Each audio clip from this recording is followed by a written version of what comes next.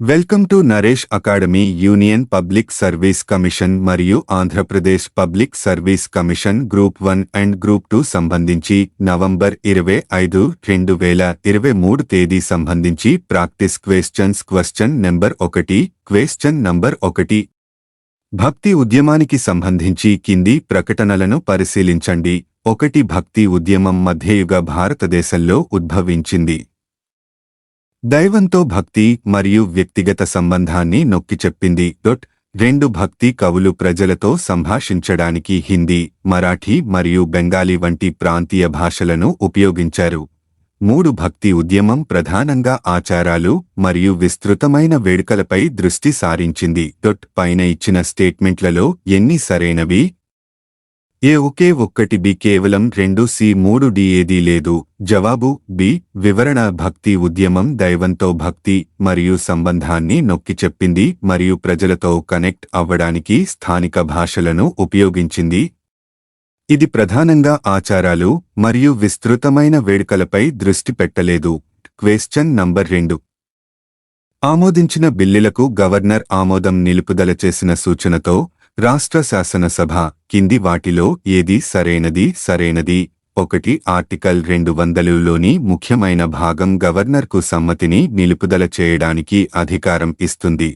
2. రాష్ట్ర శాసనసభ బిల్లును పునరుద్ఘాటిస్తే గవర్నర్ తప్పనిసరిగా ఆమోదం తెలపాలి. దిగువ ఇచ్చిన కోడ్ని ఉపయోగించి సరైన సమాధానాన్ని ఎంచుకోండి. ఏ కేవలం 1, బి కేవలం 2, సి 1 మరియు 2, డి 1 లేదా 2 కాదు. సమాధానం సి. వివరణ: 2 ప్రకటనలు సరైనవి. Question number 3. మహాత్మా గాంధీ జాతీయ గ్రామీణ ఉపాధి హామీ పథకం ఎన్జీఆర్ఈజీఎస్ ని ఉద్దేశించి క్రింది ప్రకటనలను పరిగణించండి. 1. ఎన్జీఆర్ఈజీఎస్ ఒక ఆర్థిక సంవత్సరంలో కనీసం 100 రోజుల వేతన ఉపాధిని అందించాలని లక్ష్యంగా పెట్టుకుంది. 2. ఇది మాన్యువల్ మరియు నైపుణ్యం లేని పనిని కోరుకునే అన్ని గ్రామీణ కుటుంబాలకు తెరిచి ఉంటుంది. 3. వేతనాలు పొందేవారిలో కనీసం 1/3 మంది మహిళలు ఉన్న పనికి ప్రాధాన్యత ఇవ్వబడుతుంది. పైన ఇచ్చిన స్టేట్మెంట్లలో ఎన్ని తప్పులు ఉన్నాయి?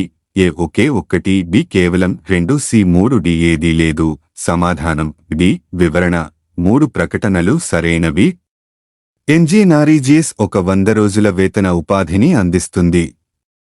అన్ని గ్రామీణ కుటుంబాలకు అందుబాటులో ఉంటుంది మరియు మహిళలకు పనికి ప్రాధాన్యతనిస్తుంది.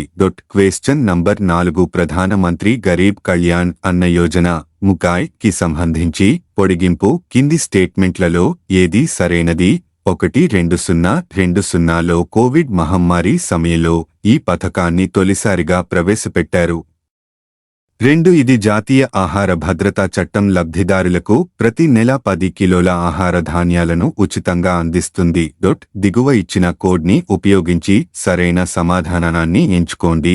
ఏ కేవలం 1, బి కేవలం 2, సి 1 మరియు 2, డి 1 లేదా 2 కాదు.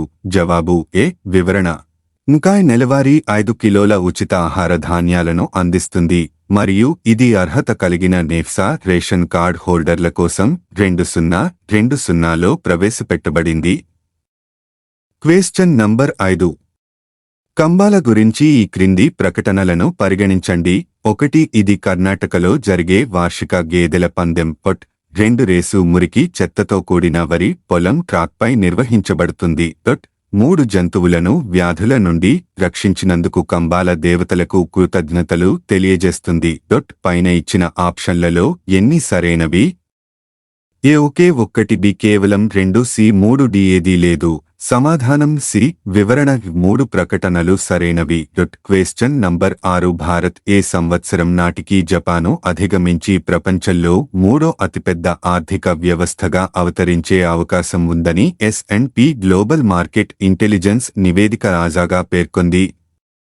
సమాధానం 2030.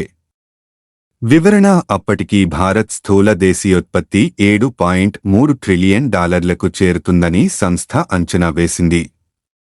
2024 మార్చితో ముగిసే ఆర్థిక సంవత్సరంలో 6.2% నుంచి 6.3% శ్రేణిలో భారత్ ఎకానమీ వృద్ధి సాధిస్తుందని S&P అంచనా వేసింది. క్వశ్చన్ నంబర్ 7 అంతరిక్ష రంగంలోని అంకుర సంస్థ స్కైరూట్ ఏరో స్పేస్ రాకెట్ల డిజైన్, తయారీ, పరీక్షలు, పరిశోధన కోసం కొత్త కేంద్రం మ్యాక్స్క్యూను ఏ నగరంలో ప్రారంభించింది? సమాధానం హైదరాబాద్. వివరణ: ఈ కేంద్ర శాస్త్ర సాంకేతిక అంతరిక్ష వ్యవహారాల శాఖ సహాయ మంత్రి జితేంద్ర సింగ్ ఈ కేంద్రాన్ని ప్రారంభించారు.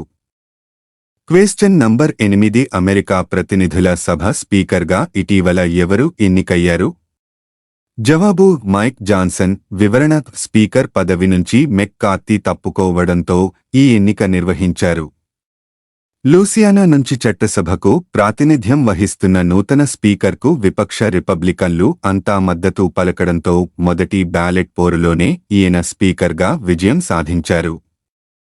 క్వశ్చన్ నంబర్ 9 ప్రపంచ మత్స్య దినోత్సవం సందర్భంగా నవంబర్ 21, 2023న ఏ సైన్స్ సిటీలో గ్లోబల్ ఫిషరీస్ కాన్ఫరెన్స్ ఇండియా 2023ని కేంద్ర మంత్రి పర్షోత్తం రూపాలా ప్రారంభించారు?